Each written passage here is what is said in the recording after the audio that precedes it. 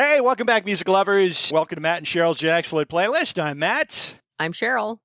We continue to review the music of 1981. We're coming down the back stretch of a great year for singles, although I'm still beating my head against the wall to come up with my favorite album from 1981. Sheryl, it sounds like you and Mike both love one particular album from this year. We're not going to reveal it quite yet. It's not exactly party playlist material. Yeah. It'll go on our alternate. we'll pick a track, put it on the alternate playlist. Hey, any party I'm at, I would want that on a playlist. So I don't know what kind of parties you're attending. Oh, but... you hang out with the freaks. I hang out with the normal people. Yeah, I started to feel bad for Mike because he was like, you guys keep taking every song I want. And then he was like, you're even taking my album. And I was like, oh, okay, well... I have multiple albums that could be my album of the year, and I felt like I should give him the one that I thought I was going to take because he actually did introduce me to that album. So I feel it's only fair. We can talk about it together. Well, we kind of changed our methodology a few episodes back and how we prepare and organize these episodes. We're kind of going chronologically through the year, and we're into the final quarter of 1981 now with the songs we're picking. It's going to be a new wave day today, two facets of new wave music, guitar-based music and keyboard-based music. But I still, I kind of felt this way when I first started looking at 1981. I just don't feel like it's a great year for albums, but there's a ton of great singles in 1981. A whole bunch. Yeah, I agree. I think that there's a lot happening this year where it's like new stuff is just kind of starting and bubbling up. And so I have found that there's several bands that have albums in 81 where I actually prefer their album that came out in 82 or 83. Yeah. And so it's kind of like they're just getting their feet wet into like the new sort of like synth pop sound, and they haven't quite come into their full potential yet for that genre. So that's where I'm kind of finding myself as far as albums go. But I agree, there are so many songs, although there are more albums than I realized too, which happens every year. I unearth these things that I'm like, oh, this is actually really cool. Or I forget that they came out that year, like an album that I actually really like. So I'm getting confused because now I'm thinking there's 3 albums I probably could have picked for album of the year. One of them I'm giving to Mike. You're still hemming and hawing. You have not nailed it down. Yeah, a little bit. But I think I've come to the conclusion that we've already talked about the album that I think will become my album of the year. Okay. But I'll talk about the other one that's in contention today. Because it's in the synth pop genre. I'm still hemming and hawing on my album.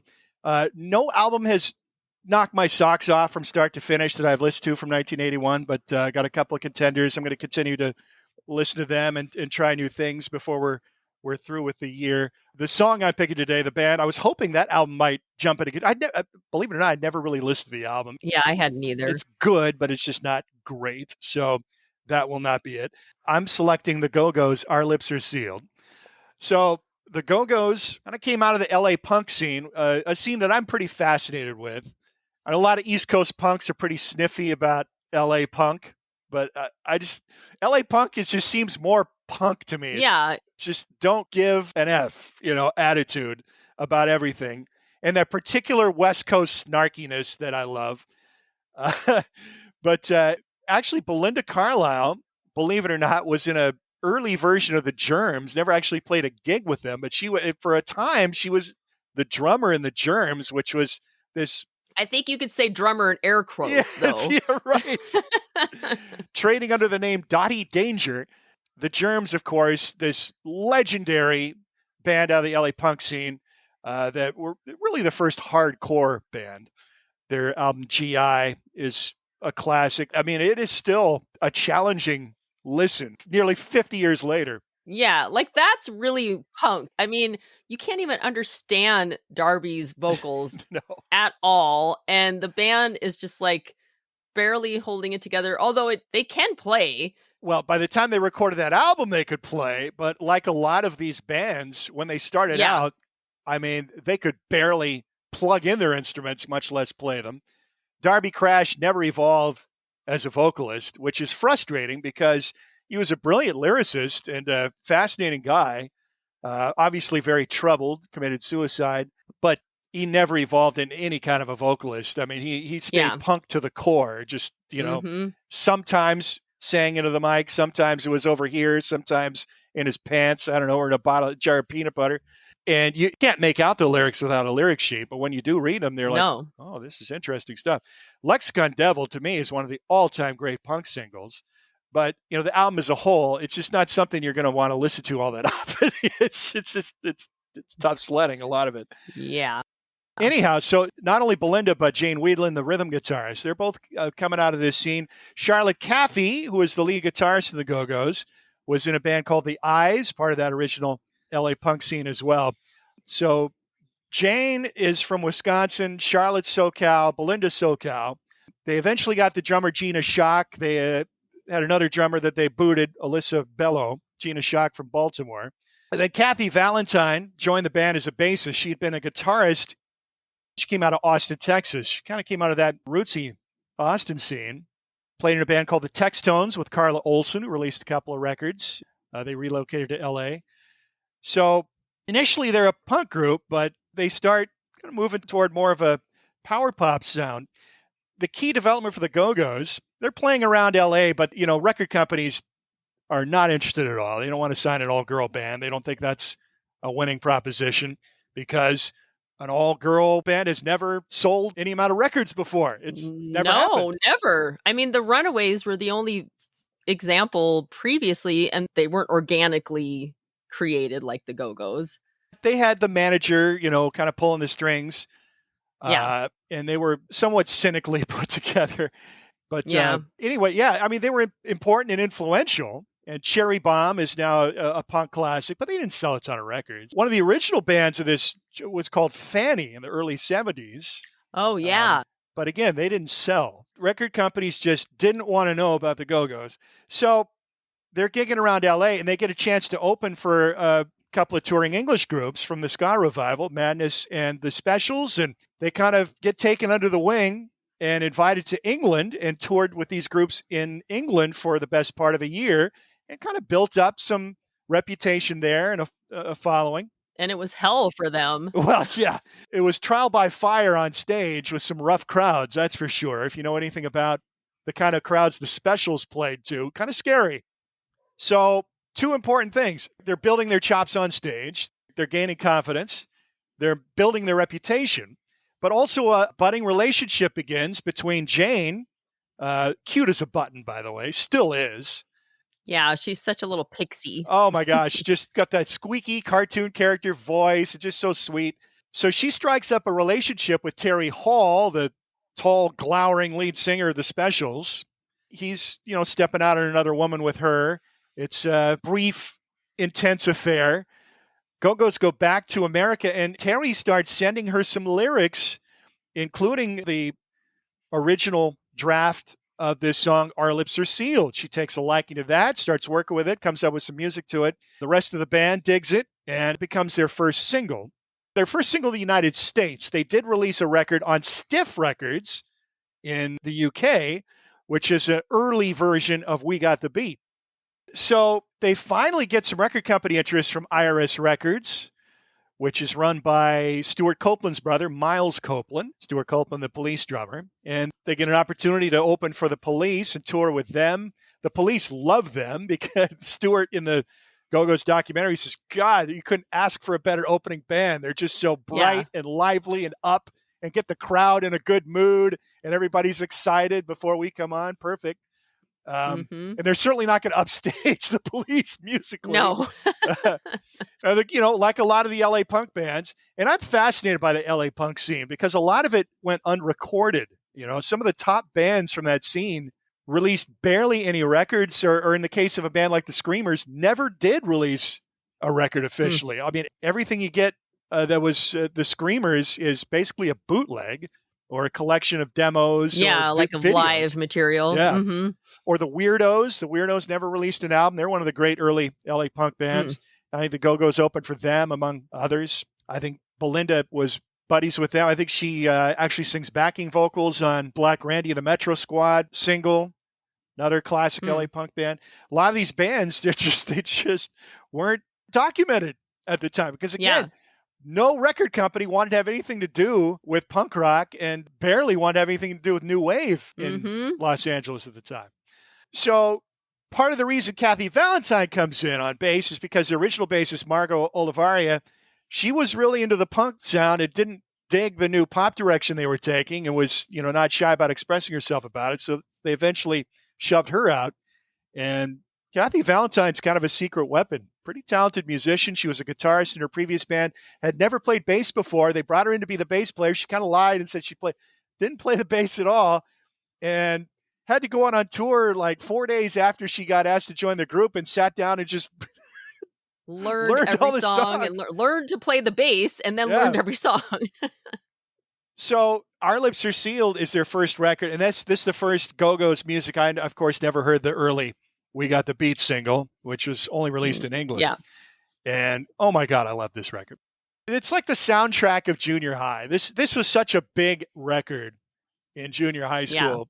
Yeah. Not only the songs, Our Lips Are Sealed, We Got the Beat were the two big hits off of it. Our Lips Are Sealed released in middle of 81, and then We Got the Beat in January of 82. And the record just kind of slowly gained steam, eventually got to the top of the charts in March of 1982.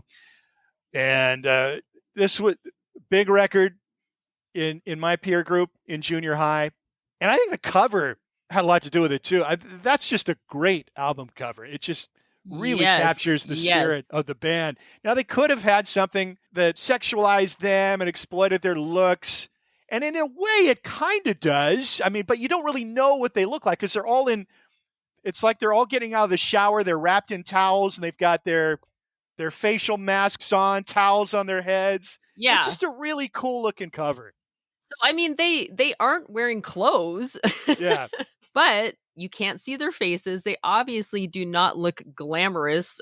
No, I think it's brilliant too. It was Belinda's idea, apparently. And I love the fact that their manager bought those towels at Macy's and then returned them after the photo shoot. Ginger Canizeri, they had a female manager as well. The beginning of the end for them was when they got so successful, and like any musical artist, band, whatever, once you start to get success, then the sharks come in. And you've got all these people coming in saying, hey, you got to get rid of this. She doesn't, she's out of her depth. You got to sign with us. Someone with experience. Right. You need a team. Exactly. Even though she had grown with the band, I mean, she was with them from the beginning. And they also started whispering in the ears of the non-songwriters in the band. Charlotte and Jane were the two main songwriters, and Kathy and Gina kind of started to split between two camps, Belinda, Charlotte, Jane, and then Kathy and Gina. Belinda was so whacked out all the time. I don't think she gave a crap. I don't think she did either. Up. They were so out of their heads on drugs, alcohol, just fame. And being women in the music industry, you deal with a whole bunch of other issues. But what I find fascinating about the Go-Go's is they were kind of like a group of guys in that they're out there on the prowl. Yes. They wanted drugs and they wanted sex. I mean, when they were on the road, they were having it. And Belinda had a decades-long issue with cocaine and alcohol. Now, she didn't reap the benefits of songwriting much in the group, but she did certainly have a big solo career afterwards. And a couple of things I learned from the doc that I didn't know. I didn't know that toward the end, they brought in a new bass player, that Kathy Valentine had left. And they brought in this new bass player who had co-written a song that was to be on their fourth album, which never was. And that became Mad About You on Belinda's solo which debut. Was a huge hit for Belinda. Right, yeah. I didn't realize that either. I didn't know that Charlotte was still working with Belinda because she actually wrote songs for that whole album for her. And I didn't realize that either. And I didn't know that they had written Mad About You while the Go-Go's were still together. They were pretty dysfunctional toward the end. They're all doing a lot of coke and drinking. Charlotte Caffey had a raging heroin habit pretty much the whole Which ride. is the other shocking thing. She was like the least punk of all of them. She actually had a classical piano training. She has a bachelor's in music. And actually it was funny too because she was a bass player in the Eyes. So she was a bass player turned guitarist, and Kathy was a guitarist turned bass player. And I tell you what, they're both pretty good.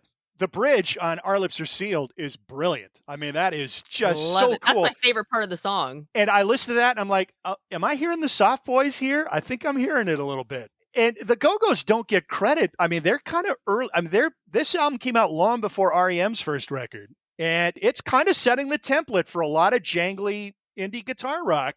They don't get credit. They don't. And that was the thing. Okay, I didn't own this album either. I'd never listened to the album. I've listened to it several times now. I knew that they had kind of that surf-inspired guitar, twangy guitar sound and the Farfisa kind of organ. Yeah. That was very obvious to me that was their sound. I'd be really interested to know what Charlotte's musical influences are, because I am hearing REM, B-52's Athens, Sure. Georgia. I'm Yeah. hearing Athens, Oh, yes. Georgia. I'm hearing the Southern jangly guitar bands before a lot of them were known. Yeah. Yes. And I was like, wait a minute. Okay, I know she's not from Athens. How is this happening? Because I've never heard this before in their music, but you have to go into the album tracks to hear Right. it. I was just like kind of blown away by that too. I was like, oh my gosh, this is REM before REM. You know, this is their sound. Well, B-52s were already recording albums at that time. And like Pylon, you know, they're from Athens. It's very similar to that sound, the guitar sound. And really, I am like blown away by her guitar work, even starting on this album. You know, she gets more accomplished as the albums go on, but this album is surprising to me. There is so much cool guitar work on this album. Yeah. She's interesting. She's several years older than most of the other girls and was pretty guarded and reserved and kind of on her own in the group. But part of that is to do with the habit. A lot of it is to do with the habit. I remember hearing about her being a heroin addict years and years and years ago. And it was kind of shocking because she's the most normal looking. Yes. I mean, she's just kind of this classic blonde girl next door beauty.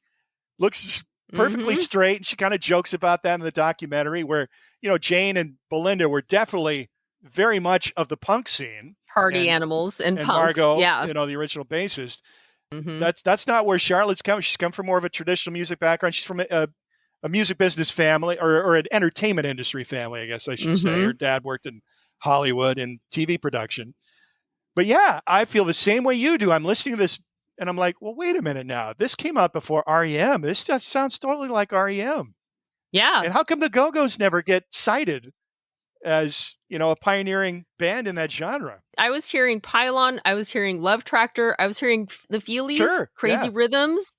Some parts I was like, this sounds like The Cure, jumping someone else's train. Like I could hear little bits of that in there. I was like, wow. I was trying to find an interview with Charlotte where she talks about her music influences and kind of where she was coming from in that time. I couldn't find one. And I'm just so curious to know, because she talks about her classical training and, you know, her piano backgrounds, but she doesn't talk about really like what her songwriting, kind of where she was coming from. And it's just really fascinating to me. And I actually do think that this album gives reason why they should be in the Rock and Roll Hall of Fame. And that was always a big thing. They are now. They did. They got inducted shortly after and part of the documentary is shaming Jan Wenner for good reason. Yes. The guy's such a pompous prick. But they did get inducted in 2021. But I want to get back to the song, Our Lips Are Sealed. It's such a great production job. Richard Goddard was the producer. Belinda Carlisle, again, voices of distinction. She's not a great vocalist. If you see them live, she's pretty pitchy. Yeah. But he got great vocal takes out of her on this record, particularly on We Got the Beat. Now, I don't want to talk too much about We Got the Beat because I got a strong feeling that's going to make our 82 playlist. That single came out in 82. The album starts out strong. So you got Our Lips Are Sealed as the first track.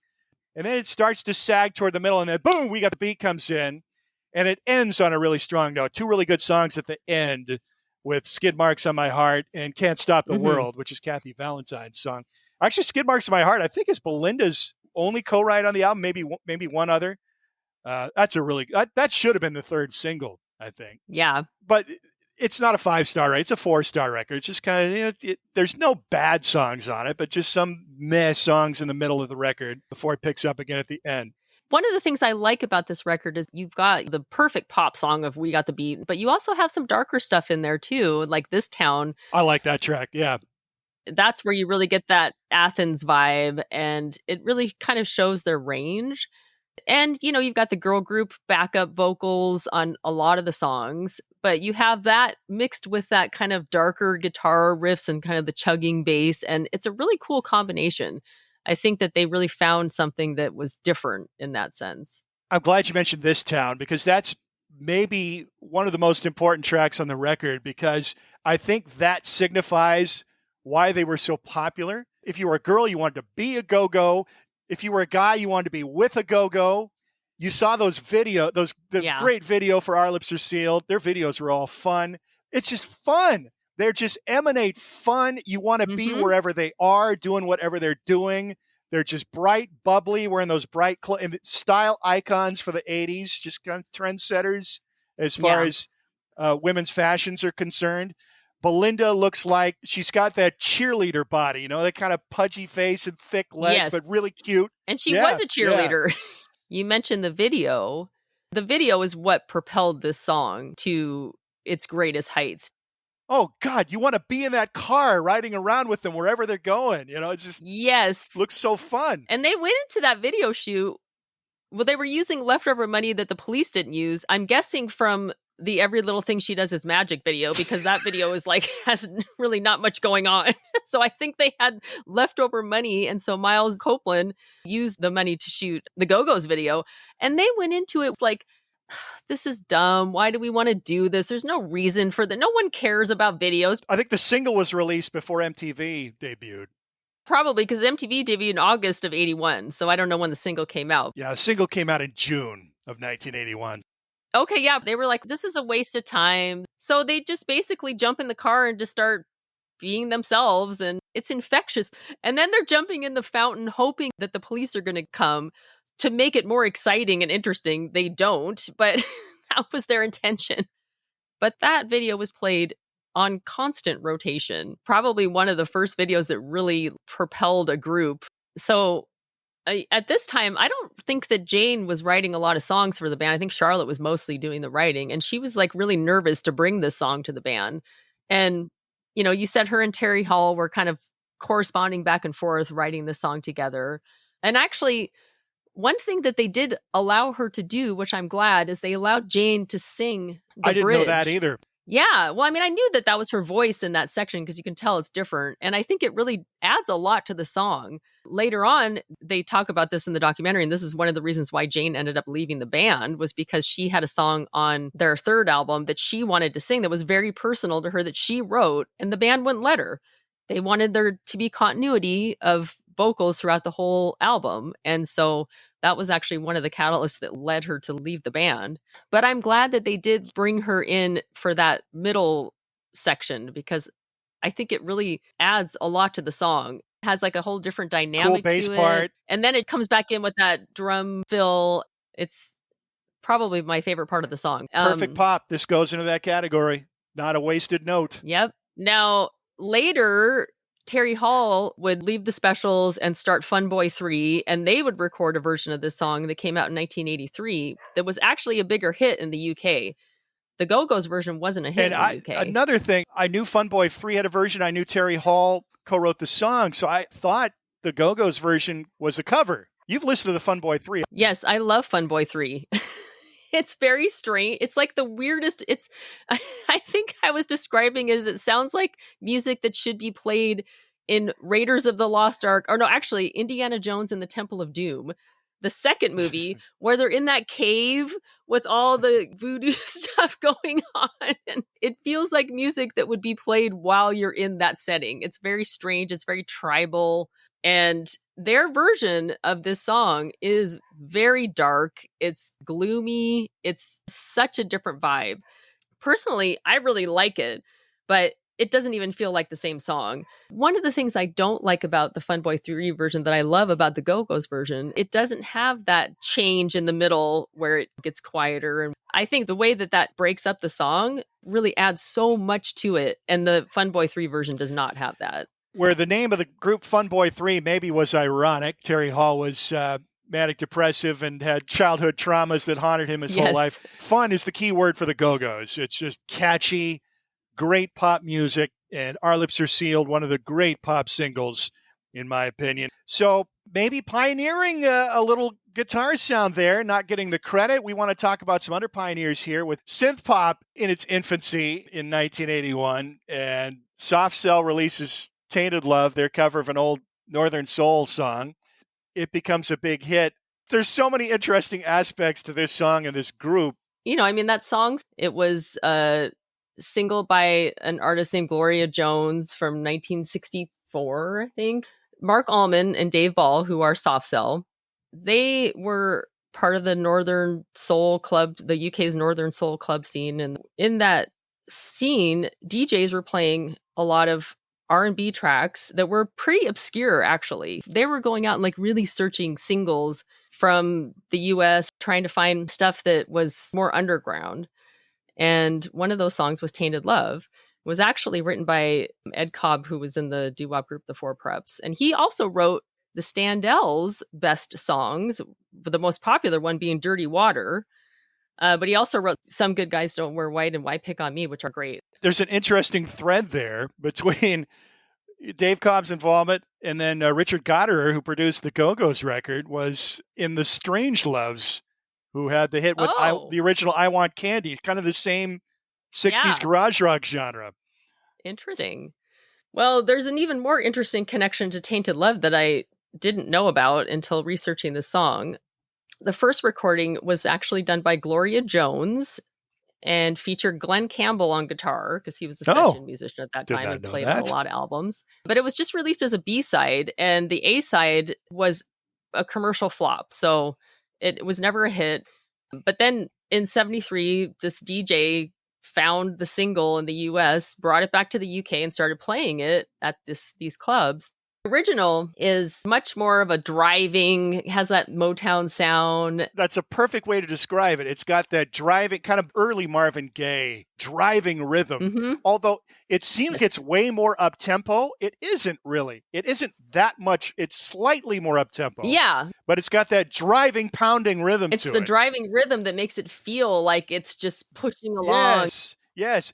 They slow the tempo only just slightly, but they took that driving rhythm out of it. Well, I think what they did too is the percussive synthesizer parts are behind the beat a little. So there's a little bit of a leg there where...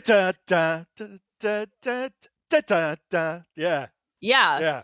And it just makes it feel more slinky and... Sexier, exactly. Yeah. There's actually 2 recordings that Gloria Jones did of this song. The first one is that 60s Motown sound. It has that same beat, that same rhythm. The second version she did in 1976 still has that kind of ahead of the beat rhythm to it. It feels like it has this frantic, sort of ramped up, coked out feeling to it in that 76 version. Gloria Jones, probably best known at this point as Mark Bolan's girlfriend. That's what I was getting to. They were a couple at the time. She was in T-Rex. They had a child together. Roland Bolan, that's him. And I didn't realize she was actually the one driving the car that killed Mark Bolan in the accident. She almost died herself, but she came away with just multiple injuries and recovered. So that connection I didn't realize. But going back to Soft Cell and the whole synth pop movement, I love this era of synthesizers and synth pop and the beginning of synth pop. Synthesizers have been around. You had Tangerine Dream, Kraftwerk, all the krautrock bands that are using synthesizers, heavily using synthesizers. I mean, Kraftwerk only using them, but they were basically building their own drum machines because the technology wasn't there. And if it was, everything was just incredibly expensive. Only a few people could really afford these computers, was what they were. And so 1979, Gary Newman was kind of the first to really have synth pop hits. He was on Top of the Pops, and a lot of these guys that are just starting bands are seeing him on Top of the Pops this is actually something that I could do, because when you're talking about a synthesizer, one person can make a song. You don't need the whole band anymore. Even though the Linn drum machine wasn't quite there yet, at this point it was just kind of coming onto the market. You could still create a drum beat on a synthesizer manually. And that's what these guys were doing. So, it just became so DIY, even more than punk, because punk, you still had to at least know 3 chords. you didn't have to do this anymore with the synthesizer. You had the entire band at your hands. And there's a reason why the musicians union was freaked out about synthesizers taking over musicians' jobs. I want to interject a little something here. I was watching a documentary about Human League where they're showing some of their videos, and Philip Oakey, who's just a really engaging interview subject. Love to listen to him talk. He's the lead singer. They had a later hit, well after Don't You Want Me, which came out in 81. We're going to talk about it in 82 because it sold a lot in 82. But they had a later single hit with a song called Human. They were produced by Jimmy Jam and Terry Lewis, and they go, none of us could play. We couldn't play at all. But it's like they get in there with Jam and Lewis, who are these very accomplished musicians and producers, and they're like, why are you in a band if you can't play? They couldn't wrap their heads around the concept. It's like, what do you mean you can't play? Why are you in a band? Yes, that's what's so interesting, I think, about this era is that you have people now that they aren't a band. Yeah. People like Daniel Miller, who started Mute Records, who later signed Depeche Mode. That was probably their biggest artist. He came out with a single under the name The Normal. The song is Warm Leatherette, which actually Grace Jones does a cover of on her album from 1981. And that came out, I think, in 79. There's no band. It's just him. And then he actually went on to do this thing, the Silicon Teens. They had a #1 hit with a re-recording of Memphis, Tennessee. Yeah. Chuck Berry song. Yeah. They had a #1 hit with that song. And it was just him. So he actually, like the Monkees, put together a band of 4 guys that were actors because they were having to do Top of the Pops. And a lot of them, too, are just singles. They're not recording an entire album, although the Silicon Teens did. So it's really changing the whole face of music because the other key piece to this is that synthesizers are now becoming affordable. Yeah. You have a few that are now within the same range as a guitar. So that is just opening up a whole new world for these artists. Synthesizers were untouchable to a huge part of the population until now. I've referenced a lot of the warm synth sounds of this era, the early 80s, late 70s, and the Yamaha synths that produce. These are ridiculously expensive instruments. Yes. They're totally out of the reach of these startup bands. Yeah, like they cost as much as a house. Yes. Well, and then the earliest synthesizers, the Beatles started using one on Abbey Road. I don't know if a lot of people realize that. The Monkees were among the first to utilize a synthesizer in their record. The Moog, yeah. Those early Moogs, they are like a house. They're like you could build a house out of this huge wall of dials and inputs. And yeah, so now everything is becoming much smaller and more affordable. So there were a few bands here and there that were becoming more popular in the pop realm. Gary Newman would be the biggest example early on. And the Buggles, they had a hit with Video Killed the Radio Star in 79. So up until now, synthesizers were really just mainly, a lot of it was just instrumental. You didn't have singers behind it. You didn't have, the kind of pop sensibility to these songs. So now this is where you're really getting that change between just synthesizers versus bringing in vocalists. And that's one of the things that really makes Tainted Love, I think, one of the best singles from this genre. Mark Allman's voice is so soulful. And it's really the dichotomy, too, between his soulful voice and the cold sound of a synthesizer. Donna Summer was doing that. Like, that's one of the things that kind of made her music interesting is you had Giorgio Moroder doing the total synthesized, like just non-human music behind a very soulful voice. That's what Soft Cell was doing. The other thing that I really like about their version of this song is the backup vocals and how you get that kind of call and response. Run away, I've got to get away, Oh, yeah. That adds a lot to the song too. Later on, and Depeche Mode would be one of the first bands to do this, and definitely with New Order, like into like 82, 83, you started getting more into where this music was becoming dance music, basically the next form of disco. But in the years between 79 and 81, it hadn't gone that direction yet. It still felt mechanical and cold, but it didn't have that beat behind it, moving it into the dance direction. So it was totally different than what it would become just in like a year or two, because then it morphed into the new romantic scene, and Duran Duran's first album came out in 1981. That's not what was happening up until then, I don't think that they were thinking of it as something that was going to be mainstream as much either, because a lot of these people doing this music were just isolated. They were doing it on their own. Yeah, you look at the look of Soft Cell and Mark Almond's personality. I don't think they expected to be pop stars. That pretty much took them by surprise. And I know Mark Almond kind of battled that for a while. I mean, he wasn't an out gay man at the time, but he sure wasn't hiding his sexuality. Well, just look at the video for Tainted Love. Right. But that video, there's a whole lot going on in that video that's just like, whoa, what are we doing here? That was not a video made for MTV. No, it's so strange. But I think there's actually 2 videos for that song. There must be. I'm talking about the one where he's like wearing like a white outfit and he's on a swing and he's like got the little girl with him and they go over to the aquarium. Does it look like Roman time? Yes, yeah. Oh, yeah. Oh, no, that's a different one. There's 2. That's so weird. And he's got that creepy look on his face throughout most of the video. There's another one where there's a guy in bed and there's this person who's wearing like a suit that looks like the background of stars, and he comes into the bedroom and like gets him out of a dream. It's like, whoa, what's happening here? Both of those videos clearly were not made for the MTV audience. Well, they're very subversive, and they worked in concert with a video director named Tim Pope, but I think they just delighted in the fact that they were getting this stuff put on in mainstream channels.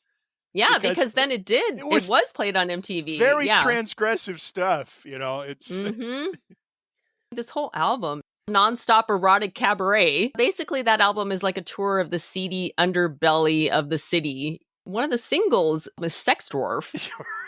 Right. I mean, and I remember hearing that song like on KJet and KYYX. And I guess I haven't watched it, but I guess they did a video for that, and people say, okay, now we're pushing it a little too far here, fellas. Let's rein it in. They actually had a video companion that came out for the album. It was called Nonstop Erotic Video or something like that. And it had like 5 or 6 songs on it. They made that specifically as a companion to the album. And I don't think they ever intended those videos to necessarily be played on TV. And I'm sure it was on Laserdisc. It was like a... I know Freddie Mercury was a fan. And there's a funny bit in one of the docs on Soft Cell where Dave Ball, who is not gay, he's straight, but he kind of looked like he might be because just, the way they were visually presenting themselves. He's wearing like leather and he's got the mustache. I mean, he looked kind of like Freddie Mercury. Pencil mustache. Yeah. And I guess he met Freddie Mercury at a party and Mercury thought they were lovers. And Dave Ball's comment is like, oh, guess the mustache got to go. But they did share an apartment. A bedsitter?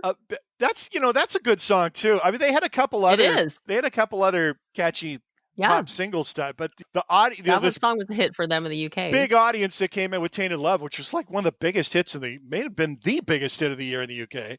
They slowly fell away once they realized what the group was really about. And they just, Mark Almond was fascinated by, the underworld. Gay bars, fetish clubs, S&M, drugs. I mean, on the album, there's this rap, which was allegedly their drug dealer came on and did this rap, basically selling the joys of ecstasy, which nobody knew. I mean, ecstasy wouldn't be mainstream for years. So they were kind of on the cutting edge of all this stuff. The other part of this song is on the 12-inch, and actually is the single, too, on the B-side.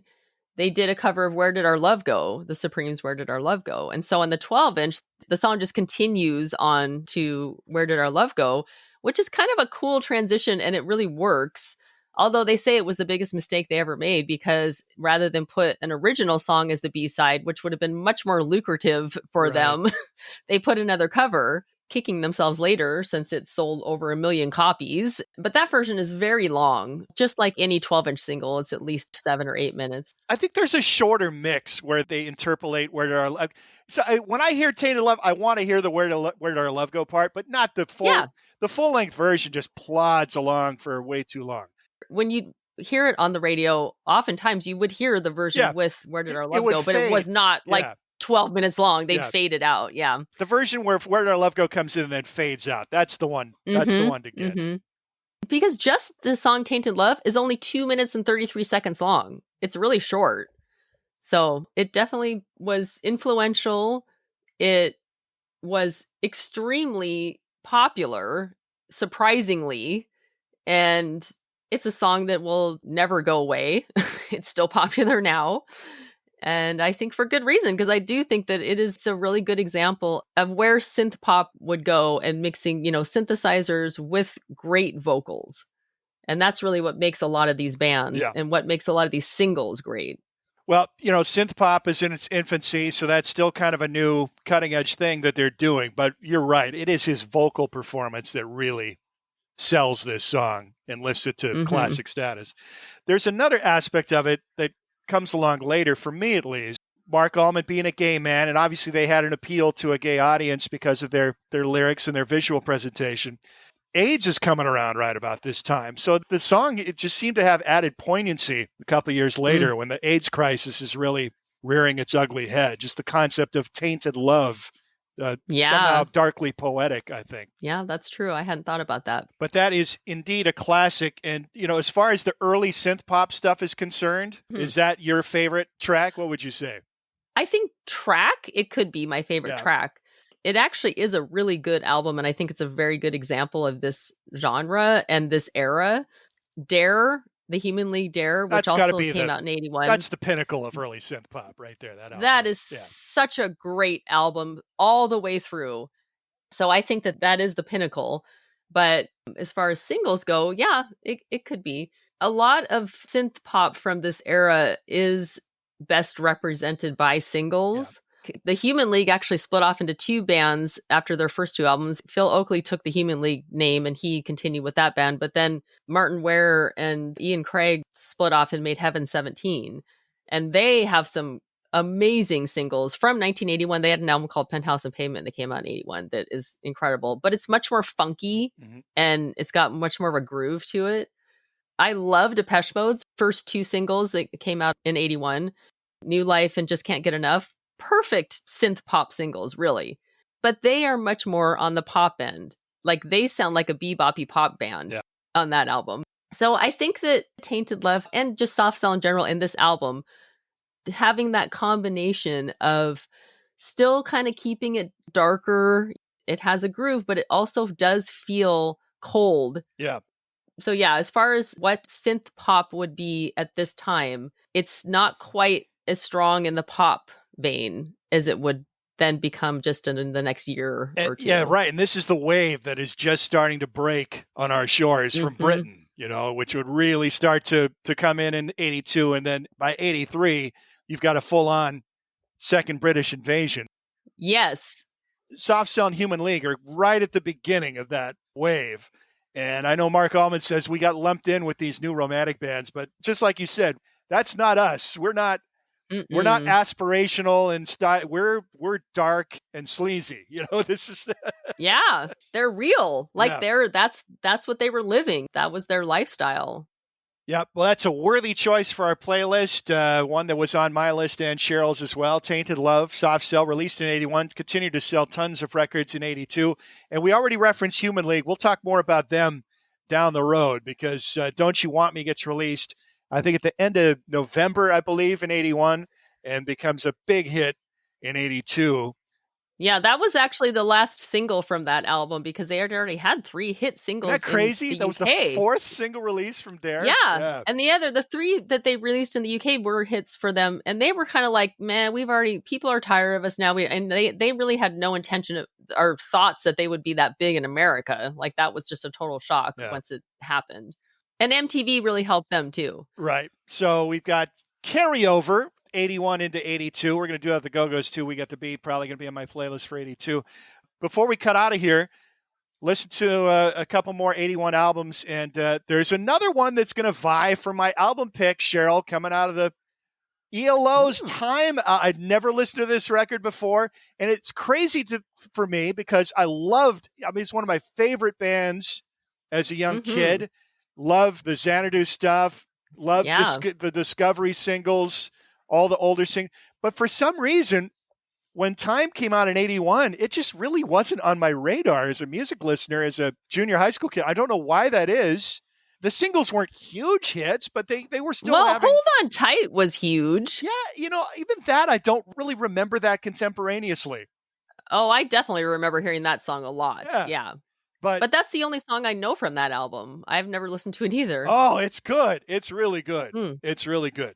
And the Pretenders' second album comes out in 81. Yes. So this is second album syndrome. When you read reviews of their career and their albums, it's always falls in the shadow of that first record and gets lower rate. It's pretty damn good too. Again, I was surprised at the hard rock element when I first started listening to their first album, and they're rocking hard right from the get-go on their second record, right from the jump. And it's pretty cool. It is, and it has some of my favorite songs of theirs actually on that album. But I think that it wasn't as cutting edge. It didn't feel as unique because it's kind of the continuation of the first album, and every song isn't great. But there are some really, really great songs on this album. And I think it has been kind of really overshadowed by the first album and the album that came out after this one. Yeah. Learning to Crawl. But this is the only other album that is recorded with this band. Yeah. It's just driving home again what a tragic loss it was for that original band to lose Jimmy Honeyman Scott, because he was just instrumental in the sound of those first two albums and a really unheralded guitar hero, I think. Extremely influential. But again, maybe not getting the credit he deserves. He didn't leave behind much, but really cool guitarist, and just so many different sounds and textures that he was getting. He could play that harder rock stuff, but then the jangly sound, that's kind of more what he was known for. And that's really more of his influence on the era of 80s guitar rock. But that's just a sad deal. Yeah, I think this album deserves more attention. Yes. If not just because it is the only other representation of Jimmy Honeyman Scott. It's like just for that alone, I think it does. But I need to go back and listen to it some more.